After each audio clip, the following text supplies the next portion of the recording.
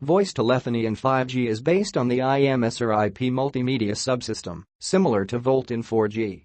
The IMS enables calls to all possible destinations like the PSTN or public switch telephony network, towards other cell phones in the same and in other cellular networks, and also to other destinations like so-called over-the-top soft phone implementations.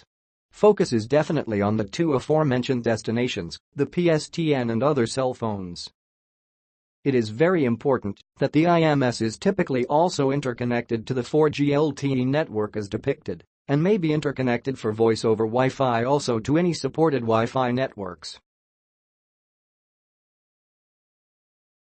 Let us now consider that a UE sets up a voice call to another cell phone through the 5G NR radio access network. As depicted, such voice call will be routed to the IMS for call processing and routing. And as mentioned before, this voice call is basically not different from a VoLTE call in 4G.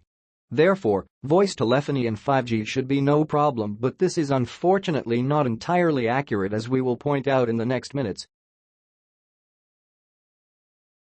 For a better understanding of the aforementioned problems, we need to take a look at the overall coverage situation of a typical deployment. In this image, the green-colored area represents the coverage area of a most likely deployed 2G or 3G network. The orange-colored cells represent the coverage area of a simultaneously deployed 4G network. The orange-colored cells may also be related to the coverage area of 5G cells in the lower frequency bands within frequency range 1. These 5G cells provide a coverage area similar to the one of 4G cells. However, especially in rural areas, neither the LTE nor the 5G FR1 coverage are contiguous. And that is precisely where one of the major problems arises. This problem is related to voice call continuity. As of today, 5G does not support seamless handover to 2G or 3G. Please refer to 3GTS 22.261, Section 5.1.22. Therefore, service continuity for all services will be interrupted as the mobile device performs a cell reselection to 2G or 3G. Voice calls will obviously drop.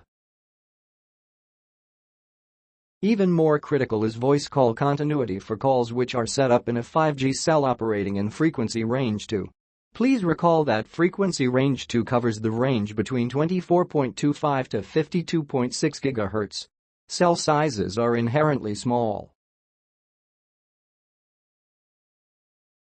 But back to the basic call view from before.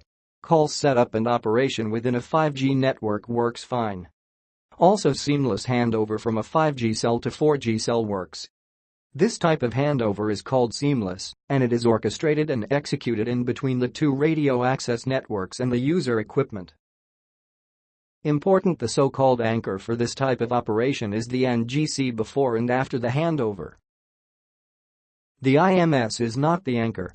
If the IMS became the anchor, the setup looks different, but would also support call continuity with possibly some disruption of service during network reselection, but at least the call would not drop.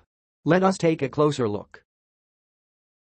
This time, we depict a 5G new radio network being embedded into a 3G network or a 2G network. Note that voice call continuity from 5G to a 2G network is quite difficult to realize and is therefore not further elaborated in this course.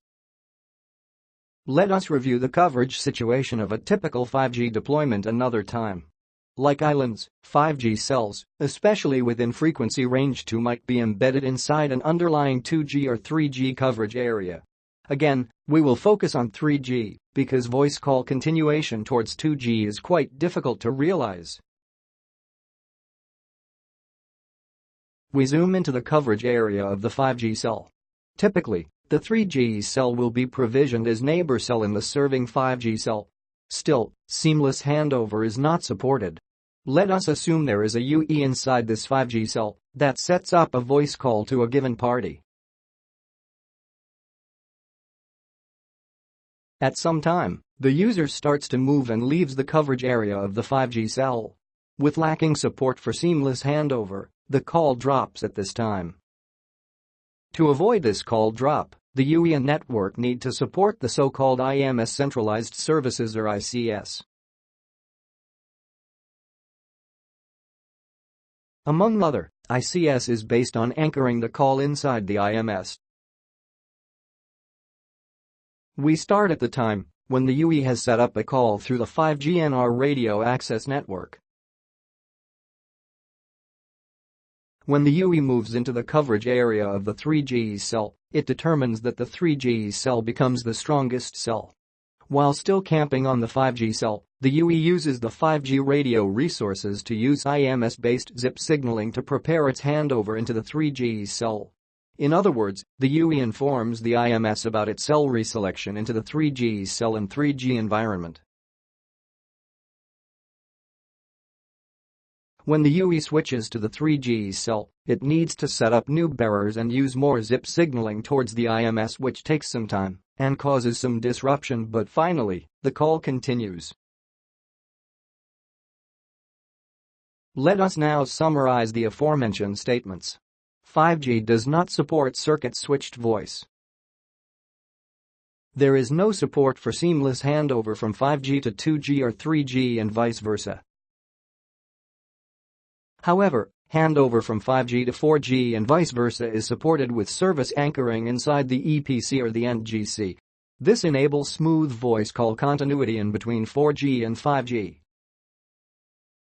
To avoid voice call drops, when the UE loses 5G coverage and moves into 3G coverage, ICS is required. ICS support is required in both the UE and the network.